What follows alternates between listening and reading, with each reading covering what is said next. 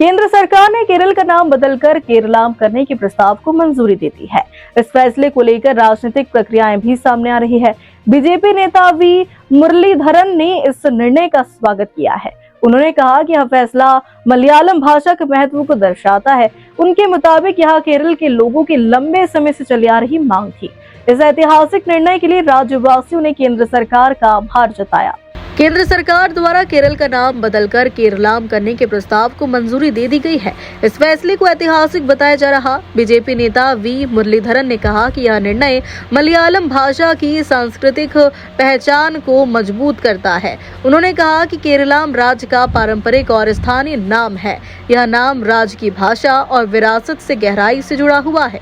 We Muraleedharan ने कहा कि यह केरल के लोगों की लंबे समय से मांग रही है। उन्होंने बताया कि प्रधानमंत्री नरेंद्र मोदी के नेतृत्व वाली सरकार ने इस मांग को स्वीकार किया है। इस फैसले से पूरे राज्य में खुशी का माहौल है। राज्यवासियों ने इसे अपनी भाषा और पहचान की जीत बताया। बीजेपी नेता ने कहा कि पूरा केरल केंद्र सरकार के प्रति आभार व्यक्त करता है। उन्होंने इसे संघीय ढांचे को सम्मान देने वाला कदम बताया। केरलाम नाम से राज्य की ऐतिहासिक जड़ों को मान्यता मिलेगी।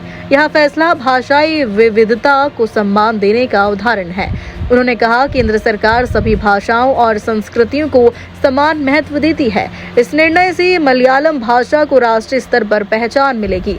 राज्य के सामाजिक और सांस्कृतिक संगठनों ने भी फैसले का स्वागत किया।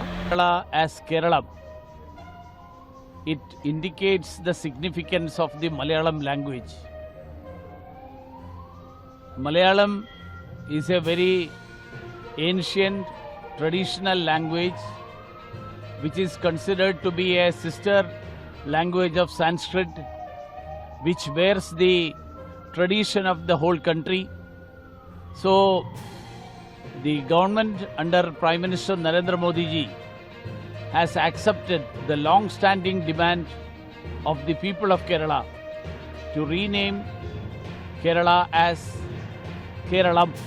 So, the entire state of Kerala would like to express its gratitude to the Government of India for this historic decision.